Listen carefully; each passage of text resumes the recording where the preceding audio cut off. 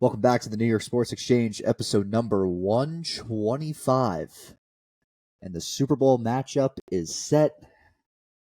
It's a rematch, 2020. And you know what that means. It sucks. Pandemic confirmed. Chiefs, Niners. You can't be blessing that, Stan. You can't be just saying that. You can't be outspoken that to the universe. Every 4 years, we get a presidential election and a Chiefs-Niners Super Bowl.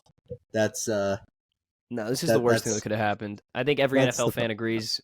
Everyone that's not a Niners or Chiefs fan, this is not something you wanted to happen. Let's be honest.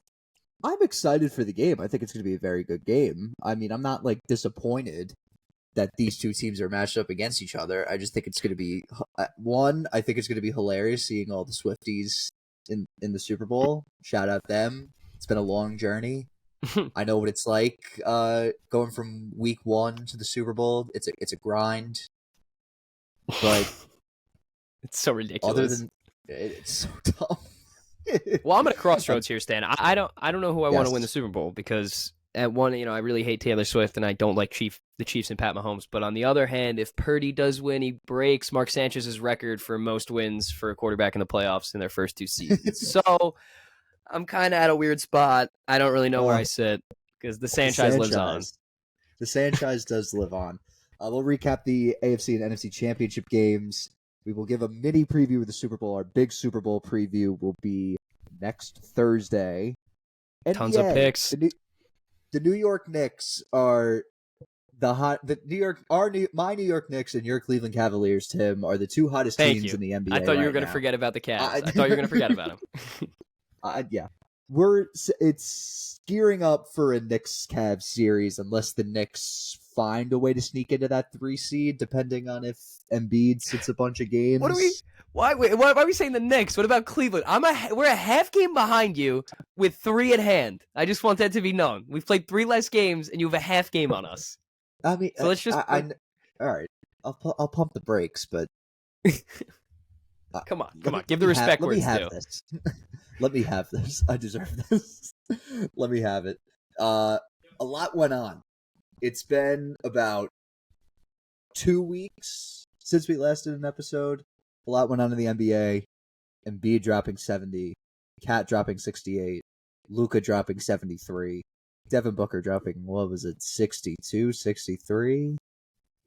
Just a nuts week. I want to say. And then talk about that Lakers-Golden State game. Yeah, that was also ridiculous.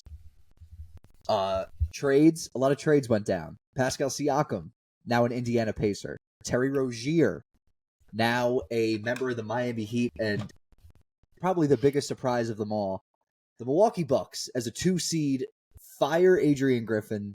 They hire Doc Rivers. This felt like insider trading at its finest, and I'll leave it at that. We'll recap all that. No hockey today. We'll talk hockey on Thursday, although some whack ass shit's going on. We'll get into that Thursday. All that Thursday. What's drama with there's no there. I will take these 2 statements to the grave. There's no drama like college basketball coaching drama, and there's no drama like hockey sagas. Like that, there's bar none. Nothing more crazier than those 2. It's we'll get to it Thursday. We'll touch base more on it Thursday because I don't want to get too deep into it. It's a very big sensitive topic, so we'll touch more Thursday. But speaking of college basketball, I know all you 1 month supporters are getting ready to flock your way. It's a big weekend this week. Duke, North Carolina this week. Tim's going to be asking questions and I have answers. So that is how we are going to attack this college basketball segment. And I'm very prepared for what questions Tim has. So let's dive right into it. Start with the AFC Championship game. The Chiefs take down the Baltimore Ravens and are going to the Super Bowl. I mean, what a great defensive game! What a great defensive game from both teams. You got to give them credit where credit's due. It was 2 excellent defenses, balled out. Lamar Jackson, I was riding you heavy. I had the whole country was pretty much behind you. Just the whole country. Choke of a century. The whole country. It was the entire all 49 states of America against the state of Missouri and the Swifties taking on. That's that interception to triple coverage. There was just so many plays that you were just sitting there and thinking to yourself, what the fuck are you doing? Like the Zay Flowers taunting penalty, they have to ban taunting. Oh my like, gosh. I'm not Yeah, saying that's ban ridiculous. I'm not saying But ban that was taunting absurd. penalties. That was absurd. One, here's the thing: you can keep it in college because you can technically have the argument of, they're still amateur athletes, they're kids, whatever. NIL now though. NIL now, but still, they'll have that one little glimmer of hope. But having it in the NFL, in calling that penalty, like, I'm not one to be like, oh, you can't call it in a situation like that, but look at the game that we're in here. It's whoever wins this game is going to the Super Bowl, and you're calling a taunting. I don't understand. I really don't understand it. Yeah, no, it was. I mean, the officiating wasn't great, but Lamar was really just he was the outlier. He didn't. He played a bad game. Yeah. I think the Chiefs' defense did a very good job of. They weren't rushing a lot of guys. They were using a lot of 3-man rushes, and if they were disguising the 3-man rush, it was sort of a D lineman kind of going into a QB spy, making sure Lamar doesn't run.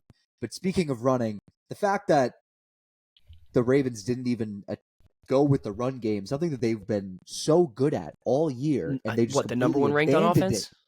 Yes, number one rushing offense in all of football, and they completely abandoned it. Abandoned it.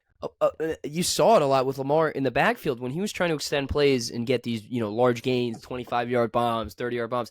He did have space to move instead of taking those sacks and those crazy backpedaling throwaways. He had space to get out of the pocket and move.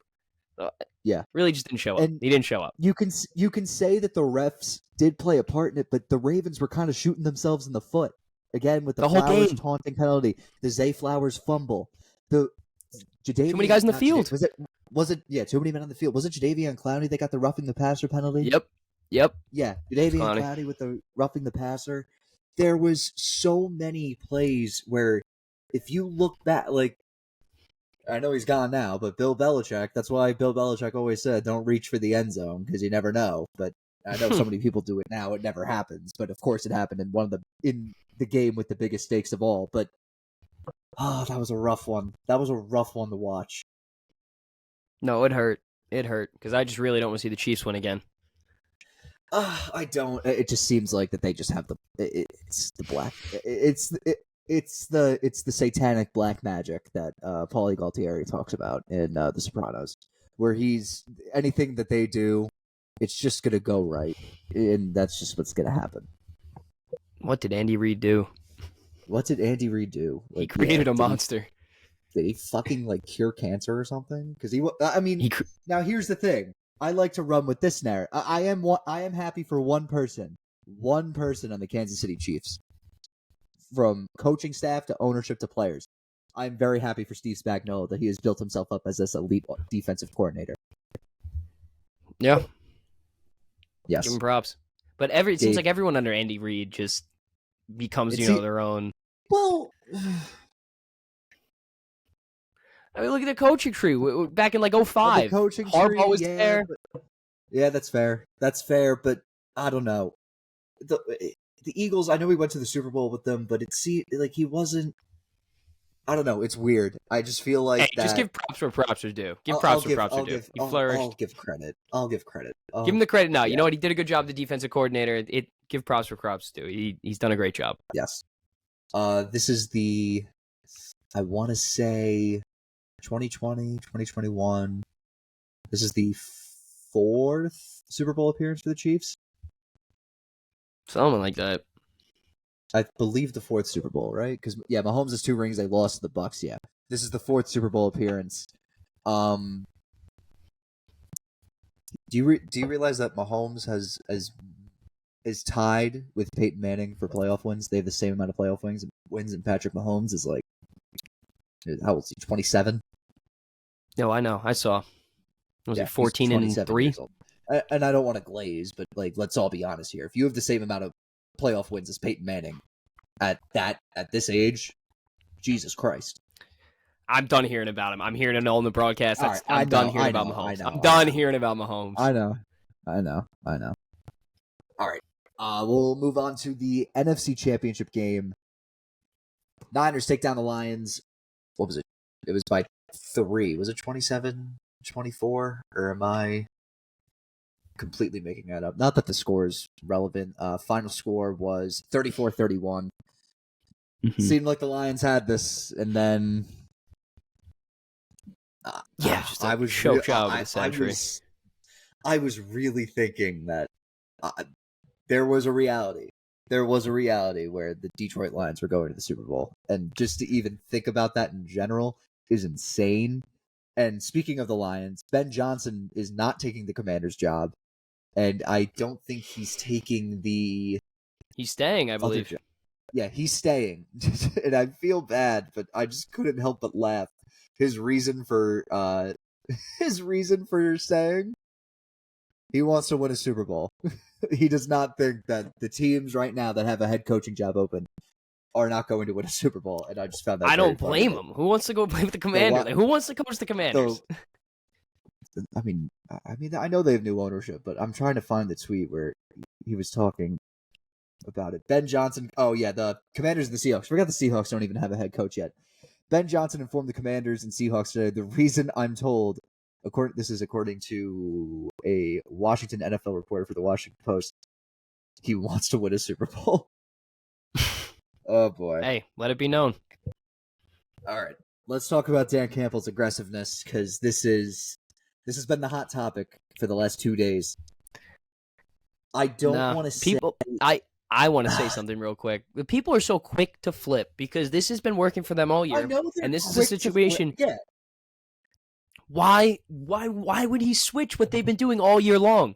This is what got them there. It's like when you talk to a baseball player, Stan, and they're in a slump, right? It's what Pete Rose always says. You don't switch your swing. The swing's what got you there. It's you adjust some things, do things different. But that's what they always do. Now, was the play call horrendous? Yeah, it wasn't a great play call. Yeah, it was. I questioned 2 things though. It's the going for it when you were down 3, and it was a pretty manageable field goal. I know they don't have much faith in their kicker. Who was it? Michael Badgley. But I know his MO was going for it, and I'll be honest. I was defending him. I was defending that decision of going for it. But then you realize, points are not that easy to come. I know that that's basically putting all of your faith on the offense, but points are very hard to come by, especially in the playoffs. And especially against the Niners. Especially against the Niners too. Oh, I don't know. Listen, I know it was a risky play call. Well, they needed a spark. They needed to get that touchdown because you know what? Even if they did kick that field goal, Stan, I don't think they win this game. They don't win the game, and I think he knew that too. I think so too, but then that 3rd and goal, your play out of you run on 3rd and goal, and then you call a timeout. I don't know. And then I don't know. If you don't call the timeout, then you do score that touchdown on 4th and goal. You don't onside kick it. You put some faith in your defense. They kick it off. You got 3 timeouts to burn. If you put up a 3 and out, you're saving time, and you're giving a lot of time for your offense to go down the field and try to win that game, or at least tie the game. But you know what? We could talk about this all day about Dan Campbell making these decisions. But you know what it really comes down to? They got showed out in the second half. They got outplayed the second half like crazy. What was the score going into half? What was it, 24-10 or something like that? 24-7. Yeah, 24-7. So you can't really put it on Campbell when you look at a team that goes out in the second half and doesn't put up points till the 4th quarter towards the end of it. Yeah, I mean, I just don't know what to think of it. I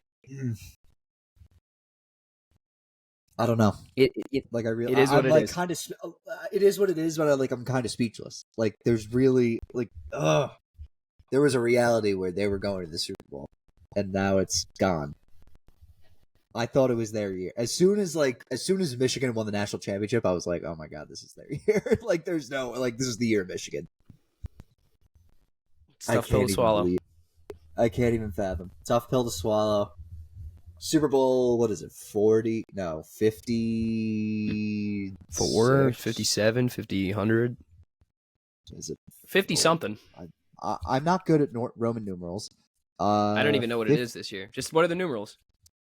LVIII. That is 58. 58. Jesus Christ. I just said 58 Super Bowls. Oh, did you say 58? I thought you said 56. Yeah, I just said Or I said 56. No, I said 56 before that, and then I said you'd said it then you because I said didn't know what the 58? numbers were.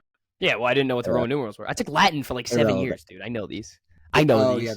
Yeah, I forgot you took Latin. That was a time.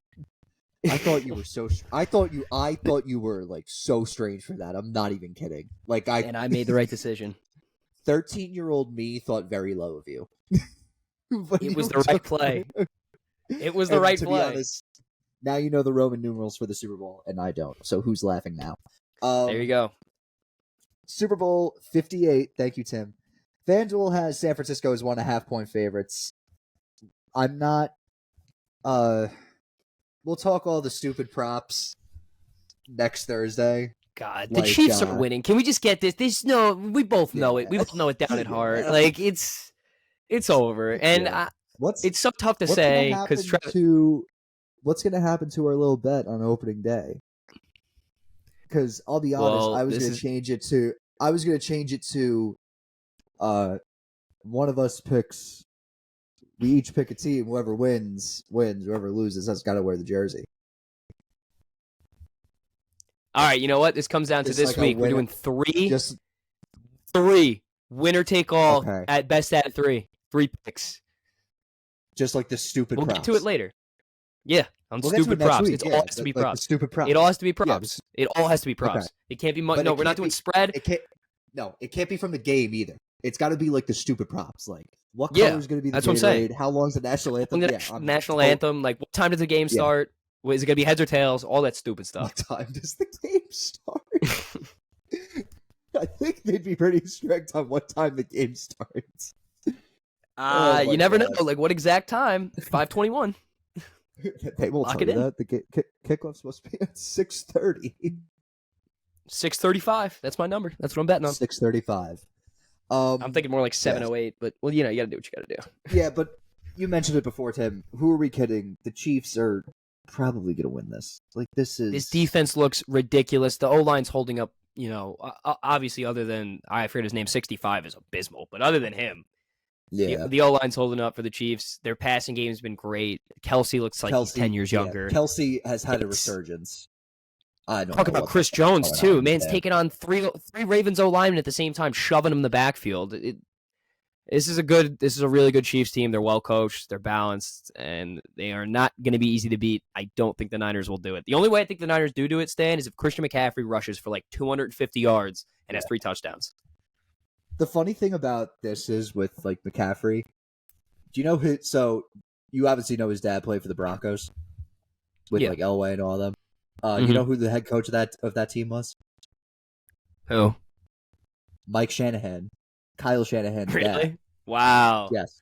So now we have McCaffrey, Shanahan. Now the Suns it's crazy. They're both losers now. Ain't that wild? Ain't that wild? Ain't that sweet? Ain't that sweet? All right, that's it for football. We'll obviously have our big preview next week. Let's dive right into some NBA because right now the New York Knicks are, and we'll talk about your Cavs, Tim. Don't worry. But dare I say York Knicks, Avalanche, Stan? Oh boy, the New York Knicks are one of, if not the best team in the year 2024. Ever since this OG Anunoby trade, I know he's hurt with the elbow soreness or whatever. I don't know if he's playing tonight, and I know Randall's going to be out for a couple of weeks, but I'll be honest, that I wouldn't say it could not have come at a better time, but his recovery process could not have come at a better time. But,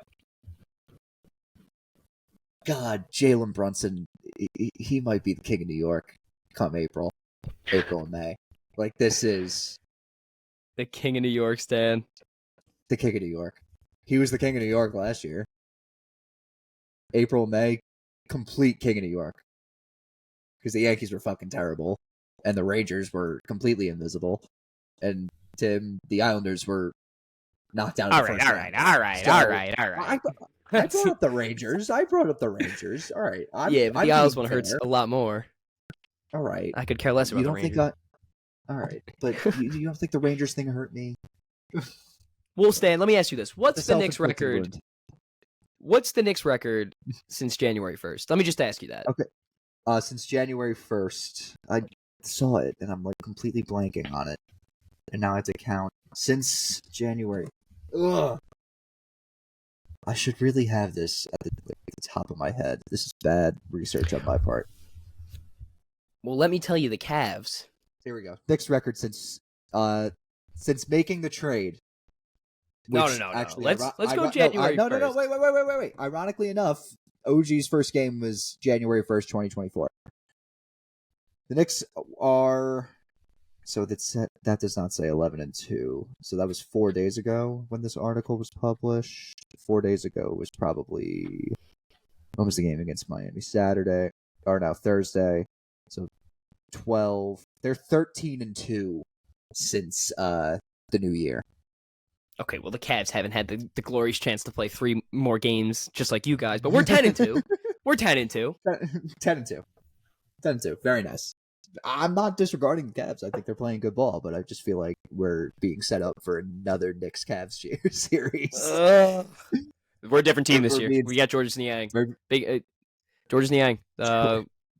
He is the most winningest player since 2020.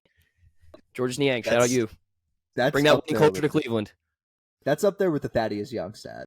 Like that is that's up there with the Thaddeus Young. I'm just stat. saying. There's no doubt. Yeah, but the Knicks are playing insane basketball.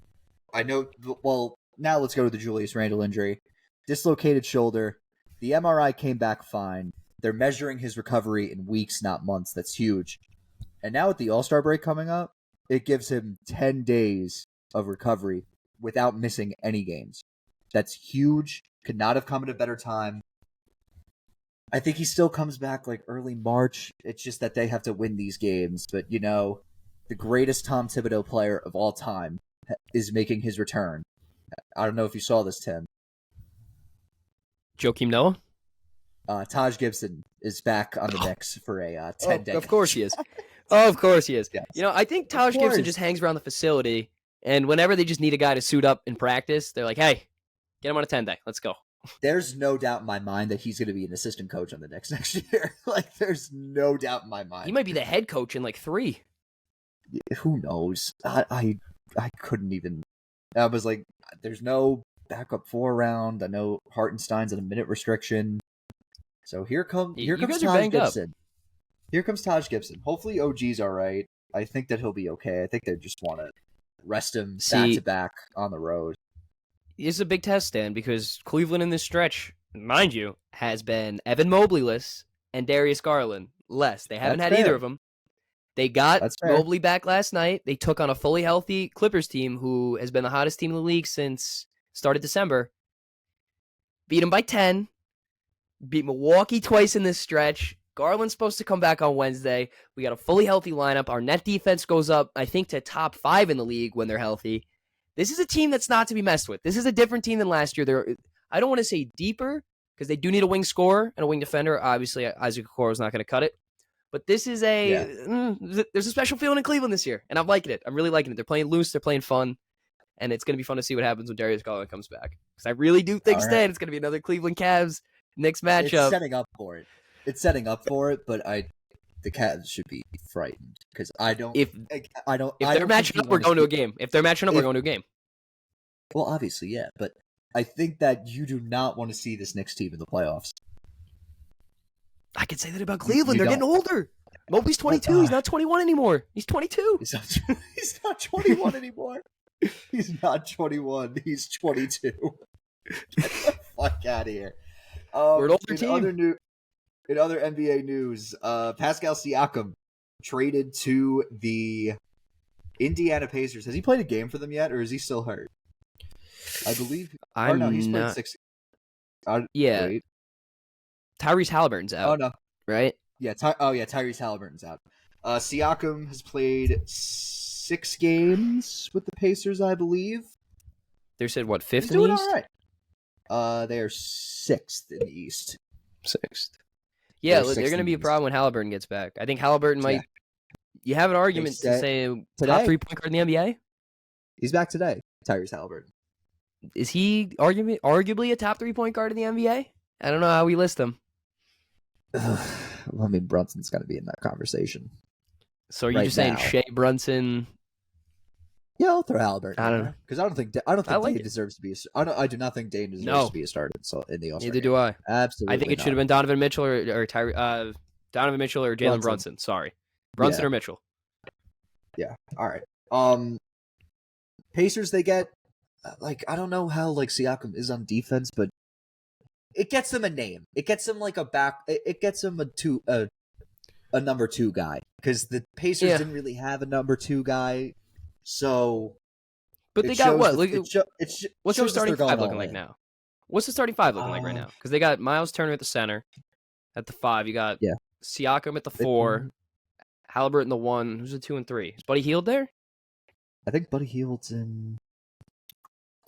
I could be so wrong. Yeah, what am I thinking? What am I he's thinking? there. So he is. Yeah, he's there. So their starting 5 would consist of Halliburton, Buddy Hield, Aaron Nesmith, or you could put Ben Mathurin in there, depending on who's hot and who isn't. I like Pascal Mathurin. Siakam and Miles Turner. That's not a bad like 5. So much better. That's not a bad 5. You put Mathurin in there. It's just that the defense is the issue. The defense is the issue because it feels like every game at the Pacers they're putting up 120, 130. So they face a team. I mean, Miles Turner's Miles Turner. They face a team that has good defense. I don't know like Cleveland, like Cleveland, like New York. I don't know. I don't like see Boston. them stick. Yeah, Boston as well. Other trades: Terry Rozier going to the not the Charlotte Hornets. He was originally on the Miami Charlotte Heat. Hornets. Now he's on the Miami Heat. But the Heat have lost 7 straight. Yeah, no, this is worrisome for them. And I don't think Rozier makes them that much better of a team. I really don't. I think his stats were definitely inflated. Definitely inflated because of how bad Charlotte really is. They are a piss-poor program, and Michael Jordan just ran them into the ground. So Terry's out of there. See what he does, but He's selling the team? He's selling the team? Did he? I think I heard a rumor that he was selling the team. I hope so. I remember hearing something. I remember hearing he may have sold it, but he already drove it into the ground. Already drove it in the ground, yeah. Just watching the Heat play on Saturday against the Knicks just really gave me just instant PTSD. I can't stand them. I just can't. And when they sneak in as a 10 seed and then make it to the Eastern Conference Finals, I'm gonna be tight. I'm gonna be tight, Stan. I'm just letting you know that. This is what I think of the Miami Heat. It's like watching the Tampa Bay Rays play baseball. You don't know who any of these guys are. Well, I mean, I know the majority of the guys in the Miami Heat. I know what you're saying. The average fan. But from watching them in college and all that. But I'll be honest, I had no idea who Haywood Highsmith was until that second round series. Not a clue. And then he hits 5 threes in game against the Knicks. So I really I don't know what's gonna happen with the Heat. They may need an extra move to make, maybe a nice bench spot, but I don't know. I'm not too keen on this Terry Rozier trade. And now they've lost 7 straight. It just doesn't add anything for me. It's another. No, it doesn't. Another Tyler Hero. Congrats. Congrats. It really that's what it is. Other NBA news: Joel Embiid drops 70, and then on the same night, Cat drops 62. But they lose. But they lose to the Charlotte Hornets. I want to say this about the Minnesota Timberwolves. I do not think they make it past the second round. Neither do I. I don't undisciplined. Undisciplined basketball. They're undisciplined, but at the same time, it's just they're not. I get that they're good right now, and Anthony Edwards is making that second leap, but I just don't think that they have the winning culture. Because remember, I think Anthony Edwards brings it, but I don't think Karl Anthony Towns is just an inherent winner. He just doesn't. He seems like a guy that it's all me kind of type thing, you know? Yeah. And then there's last year with Rudy Gobert punching a guy before the playing game. Yeah. And then getting suspended for it. And look, and you know what? They're undisciplined. It seemed like We'll go back to they won the play-in game. Pat Beverly's celebrating like it's an NBA Finals. This is a team that doesn't win. Well, yeah. Well, I thought you were like bringing up a point there, but yeah, they won that play-in game. What was it, like 2 years ago with Pat Beverly standing on the fucking scores table? Yeah, but I'm saying like that's their culture though. That's a win for them. That's what it is. It shouldn't be your culture.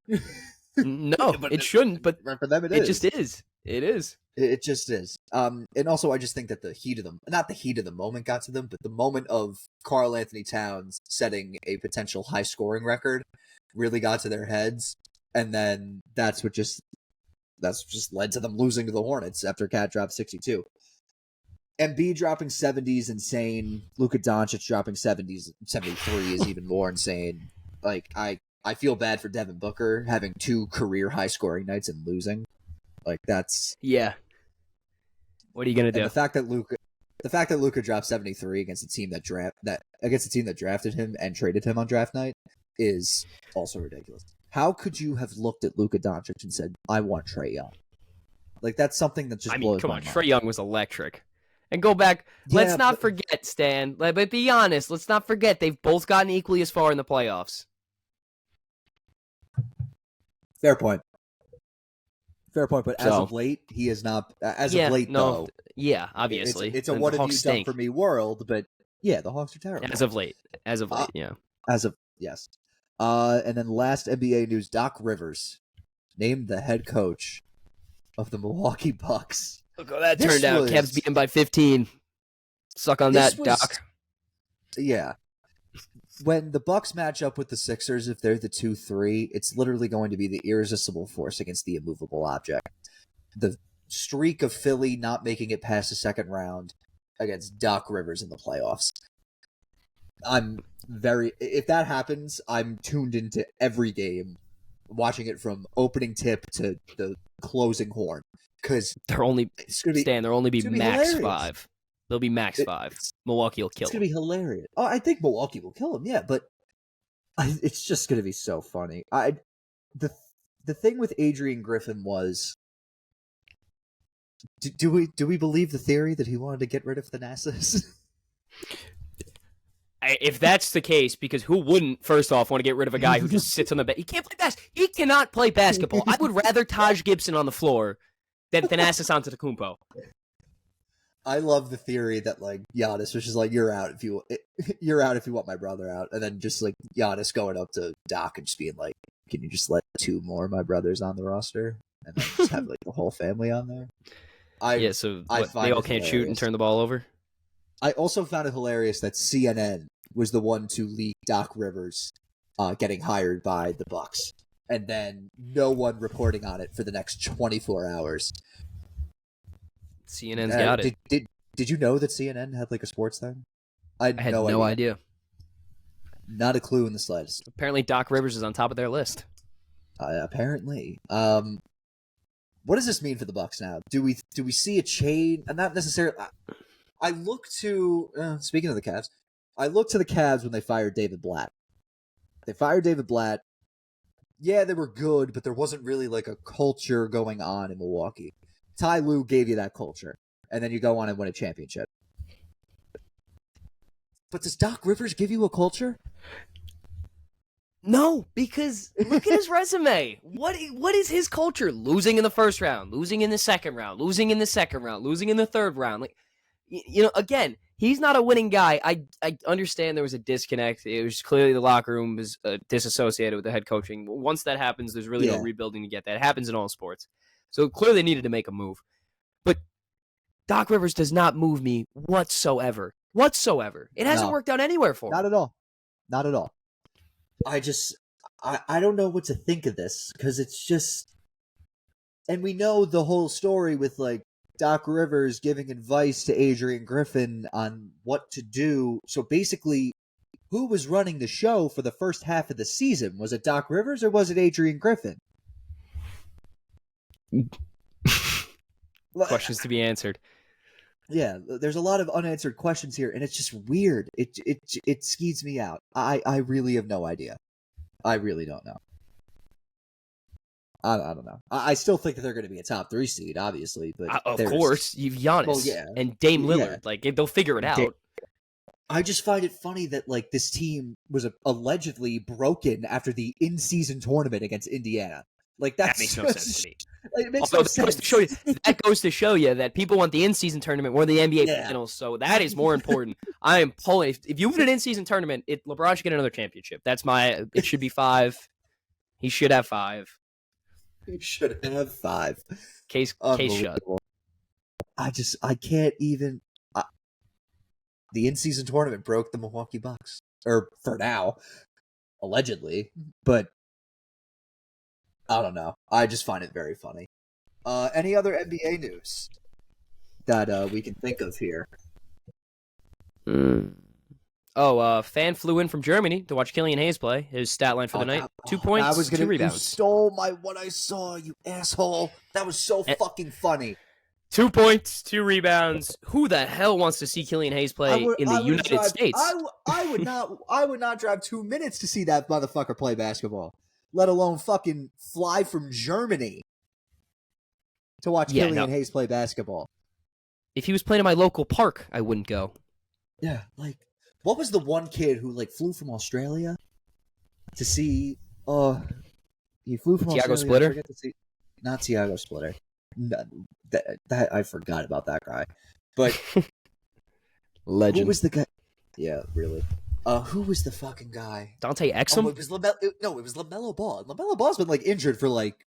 Oh, he had an ankle injury, right? Yeah, like, he's been injured for like a month and a half, or close to it. I don't know, but the kid flew from Australia. It's like the guy hasn't played in 2 months. Yeah, dude. Look at come on. He's not just gonna magically play because you're there. I mean, I get the reason of, buying ahead, but it just made you look like an idiot. Buying ahead for Killian Hayes though is nuts. Yeah, all right, that was absurd. You get Pistons tickets for like $2. Who's buying ahead for Pistons tickets? Yeah, the Rising Stars roster is around, or not around, but yeah, but they changed it to like a 3-team tournament. This was last year they changed it to, right? They changed it to like a 3-team tournament. Dude, I don't watch the NBA. The All-Star game sucks. Yeah, the All-Star game. Just get ready for it happens once every 5 years that like one guy wins the dunk contest and does something that we like haven't seen before, and then they're like, he saved the dunk contest. It happened last year, and then year prior to that it was Aaron Gordon. I'm still not gonna watch. Couple years before that, it was Zach LaVine, and then way before that was John Wall. Oh my god, I ain't gonna watch. Noah Syndergaard. Yankees are among 15 teams that have gone to watch Noah Syndergaard throw a bullpen session. Their interest level is unknown, but he was said to be throwing in the mid-90s. Incoming 70 ERA. Yeah, really. I find that very hard to believe. I'm locking in my college basketball bet right now. Villanova -2. Villanova -2. If I don't get the graphic up in time, this is the source. Villanova -2. Anyway. I'm going to change it. Ooh, let me take it at 1.5. I'm taking Villanova. I know I'm a Shaka guy, but I'm taking Villanova. I don't know what it is. Cam Jones is out. Cam Jones out for Marquette. Let me just lock it in. And then Michigan State as well. Michigan State -12.5. Have you seen? I guess we'll jump into college basketball now. But Tim, have you seen that the University of Michigan is just an absolute disaster in basketball? Dude, I'm not gonna lie to you, Stan. I have not watched college basketball whatsoever. Okay, the only game I've seen or watched was I was up at like 12 at night and Hawaii was playing some team. I just threw it on. Anyway, Michigan has a guy named Doug McDaniel. Doug McDaniel is no doubt their best player. He's like their only source of offense. And what happened was he was suspended for academic reasons. But this suspension is the strangest suspension I think I've ever seen in my life. He is only suspended for road games. He's only allowed to play home games. He's only suspended for road games. So the reasoning for that is he can focus on his studies when the team is on the road and while he's away from the team. But he can play. It's the strangest suspension I think I've ever seen in my life. I didn't even know you could do that. I didn't know you could do that either. It's Michigan. It's where the unexpected. It's college basketball. It's where the unexpected becomes the ordinary. But let's dive into college basketball. So Tim, you're asking me a bunch of questions, and I have answers to them. Have at it. Have at it. Go right ahead. I'll be sure not to yap about it, but go for it. Have at it. Have some fun. All right. Well, now I got to think of one. Oh, but I gave you 40 minutes to fucking think of one. Oh, I thought of one. Because I did watch an Auburn basketball game, and they did win. Yes. They're 16-4, I think. I don't remember who they were playing. It was a while ago. It was like the start of the year. Yeah. Are they ranked in the top 15? I see they're 16. What are your thoughts? What are your thoughts about this team going into March? I think that they're a good team. They just need that strong win. Because I feel like they need that strong win on the road, I mean. Because I believe they've lost 2 in a row. They lost to Mississippi State on Saturday in Starkville, and then they lost to Alabama in Tuscaloosa. If they can get that signature road win, I think that they'll be okay. I think that they could definitely make a run. Don't get me wrong. I love watching Auburn play basketball. Great offense. They're phenomenal at defense as well. But it's just that they need that signature win on the road. They need that win. I don't know when that signature road win is going to come up. Maybe they have a chance. I'm pulling up their schedule right now. Maybe they have a chance to go. I believe they play at Kentucky or let's see, at Ole Miss. They should win that game. They go at Tennessee on February 28th. They can go into Tennessee and beat them on their home floor. Then they could really take that next step. But right now, I think that right now, I hate to say it, they're a second weekend team, no doubt, but I would not be shocked if they get knocked out in the Sweet 16. Damn. Bold statement. Yeah. Off rips. Yeah. That's January 30th. Yeah. Well, when you look at the top 25 teams now, you see the big names, see UConn, yes, North Carolina, Purdue, Houston, obviously Duke, Kansas. You see 2 teams you haven't really seen a while slotted in those top 2 spots in Tennessee and Wisconsin especially. Well, Wisconsin, here's the thing with Wisconsin. Wisconsin has improved their offense. Last year, the big problem was they have no offense. They're great at defense. And then in the beginning of the year, there was a big worry because they were on and they couldn't win on the road. The big worry was this year they go at Providence and they get wiped off the floor. Like it wasn't even a game at some point. But now this offense is much improved. The defense is great. Again, the theme with college basketball this year is the home team. And if you can get a win on the road in a hostile environment, that's so big. It really goes a long way. At Minnesota, they got a big win. I know they lost at Penn State, at Ohio State. Well, let me ask you this. Let me ask you this real quick.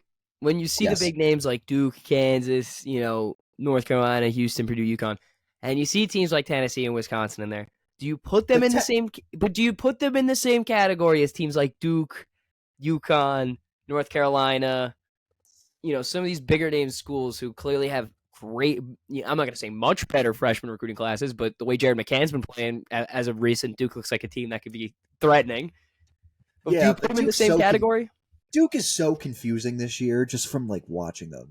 Watching them just stresses because you never know what you're going to get. Like last night, they were playing at Virginia Tech.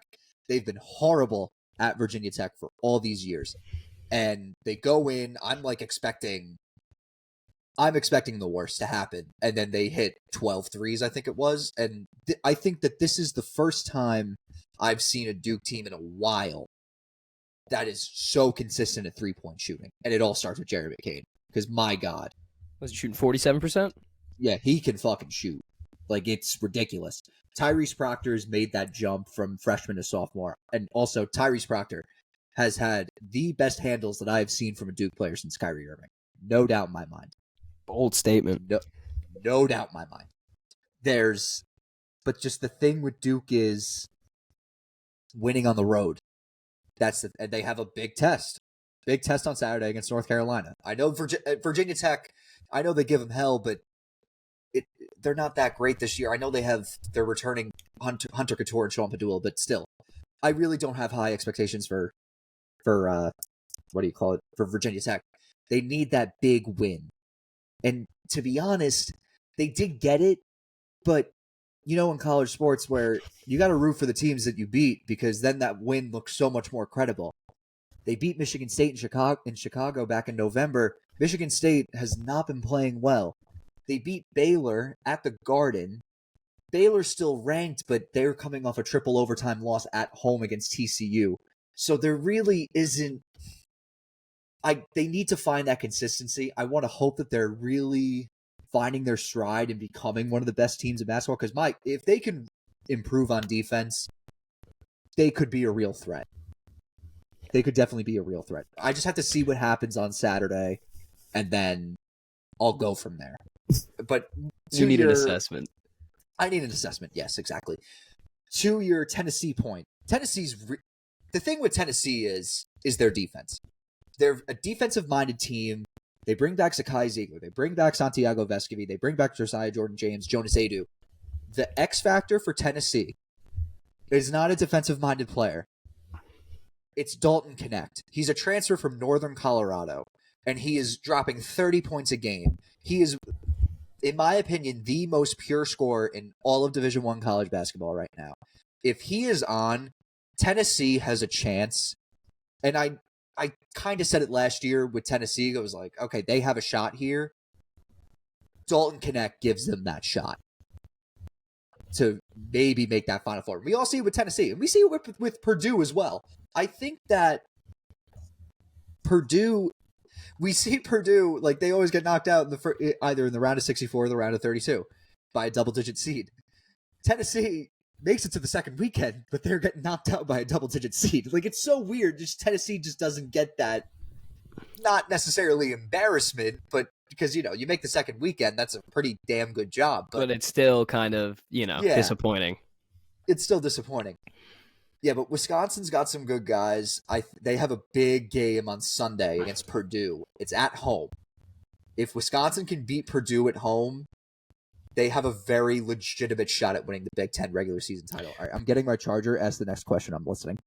You're listening? All right, well, this is probably my final question because it's pretty loaded. Okay. But I know it's only January 30th, and we got like 2 more months to go. Almost like 2.5. Right now. You want my Final Four, don't you? Oh, I want 2. Actually, you know what? No, I'm not going to ask the 1 seeds yet. Give me your Final Four. Give me what your Final Four is going to look like.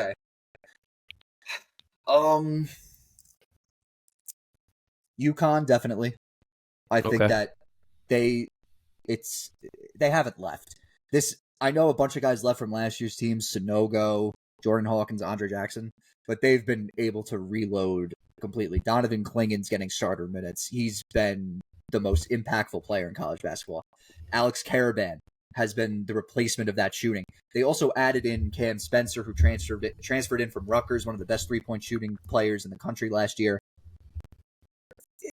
UConn definitely in my Final Four, but they may need to drop a little bit, solely because I'm never too keen on the overall 1 seed making the tournament. Because then it'd just be chalk. Or not making the tournament, making the Final Four. Because then it'd just be chalk. My next one, I hate to say this. I truly hate to say this, and I could be. Are you gonna say North Carolina? Yeah, dude, Tim. It's just from like what, and I hate to say it. The issue with North Carolina always was their defense. Yeah, they can score. They have the talent. How are they on defense? They've improved so much on defense, Tim. It's actually ridiculous. Like, it's scary. Like, I'm just like saying that. Like, are you saying they're better than Duke? We'll see. I hate to say it, but I'm speaking neutrally because I don't want to be like the asshole Duke fan and be like, yeah, Duke's going all the way. But I seriously they're good. They're really good. It's frightening. RJ Davis Looking like a nightmare outcome for you. Yeah, RJ Davis is playing at a level that I've never in the 4 years that I've seen him play basketball. I have never seen him play at this level. It's like I'm looking at a completely different player. This doesn't sound like good news, Stan. It does not. It's not good news. It's never good news with me in college basketball. Next one. Do I want to go? Am I gonna give me Kentucky? I think if you want nightmare, if you want nightmare, this is starting to sound like nightmare. Yeah, Kentucky in the Final Four. Kentucky's offense is insane. They've had some problems with the NCAA, with the 2-time transfers. They have this Croatian guy. His nickname's Big Z. Zvonimir Ivisic. He's from Croatia. He's like the 7'1" freshman. He's basically he's a mini Jokic from what I've seen, and they have the talent, they have the explosiveness. It's just the defense. Again, the defense that worries me, but I could really see this Kentucky team going far. I truly mean it. Are they your favorite to win right now? No. My favorite to win it right now is probably actually no. It's this team. What I'm about to say. If they with this team, if they just lock in, and it seems like they've had, because now this team has moved conferences. They go from the American to the Big 12. They face tougher competition. The hardest thing to do in college basketball, I will tell you this right now, Tim. The hardest thing to do in college basketball is win big. If you're in the Big 12, the hardest thing to do is win on the road, because it is almost damn near impossible. Hellish environment. Probably can't even hear. Yeah, can't even hear. It's just all defense. That's what's so crazy about it, because all these Big 12 teams are so defensive minded. If Houston can just lock I knew it. in, I knew you were going to say Houston. I knew it. Dude, I think they have it all. I think they have it all right now. They have 2 elite guards in LJ Cryer, who transferred from Baylor, and Jamal Shead. Just their defense is just it's suffocating. It's almost like you can't even dribble. I think Kelvin Sampson finally gets his ring and finally gets recognized as one of the best college basketball coaches in the country. I want to see Houston win this. It's just a matter. They just got to lock in. Because when they started Big 12 play, I will be honest, I thought they were going to be fraud. I was ready for, this typical Houston, they're going to be frauds, basically. They lose at Iowa State. They lose at TCU. Then they go at BYU.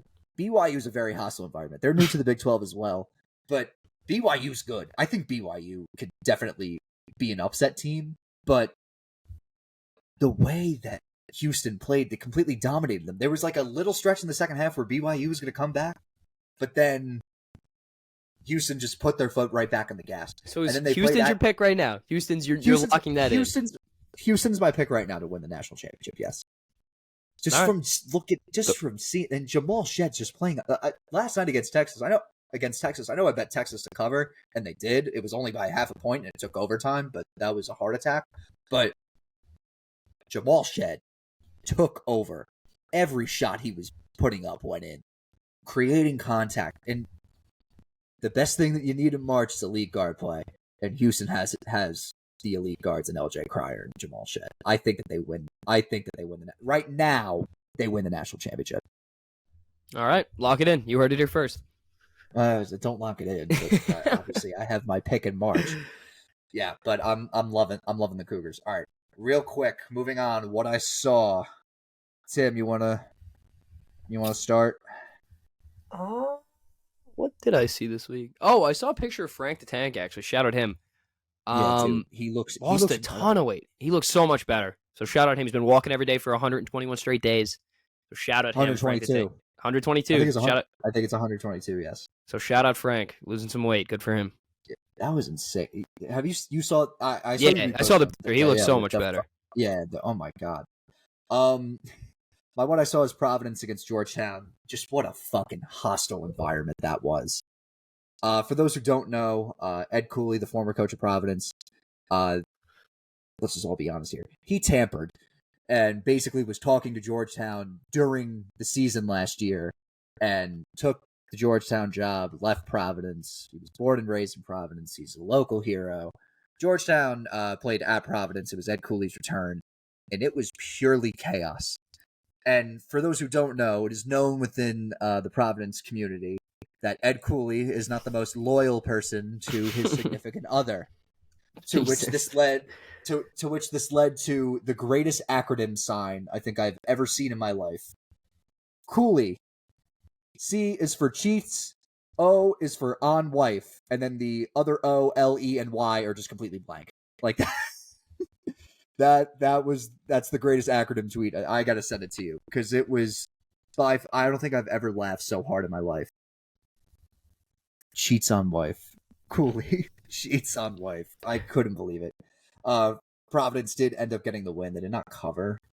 That was also one of the worst Saturdays of my life. Jesus. Yeah, I went 0-4. I went 0-4. I was in negative units. That's a nut sign. I know.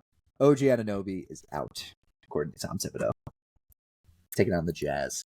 Song of the day. I haven't done one of that in a while. Song of the day. What have you been bumping to lately, Tim? Oh wait, actually no. My other what I saw. Zach Bryan's doing a music video with Matthew McConaughey. Way to slip that in there. Yes, that's insane. But go ahead. Honestly, like you're never gonna guess what I've been listening to most recently. I've been listening to a lot of Bill Withers and Marvin Gaye. Some like old school R&B. You're into that. That doesn't surprise me. My song of the day is "Better Off Dead" by Bill Withers. So that's what I've been bumping a ton to. So that's what I'm gonna go with. So "Better Off Dead" by Bill Withers. Check it out. Great song. All right. My song of the day, "Under the Bridge" by the Red Hot Chili Peppers. It's a great song. It's a great song. Oh, just think, what a song. I'd love the Red Hot Chili Peppers. I don't think so I've do ever I. Made that. I don't think I've ever made that known. Soul to Squeeze is a great song. Soul to Squeeze, Danny California, Californication, phenomenal songs. Can't beat the Peppers. All right, cannot beat the Peppers. All right, that's gonna wrap it up. Be sure to follow us on Instagram, X, and TikTok. Be sure to like this video, subscribe to our YouTube, leave a comment on this video. Be sure to follow us and rate us on Spotify. 5 stars. 5 stars only. And we will see you guys. We'll talk probably NBA and hockey, if I'm not mistaken. Yep, on Thursday. Yeah, because there's no football on unless we want to talk Pro Bowl and how it's terrible. But yeah, I don't need again, another thing I'm not gonna watch. Yeah, really. All right. See you guys Thursday. All right. Peace out.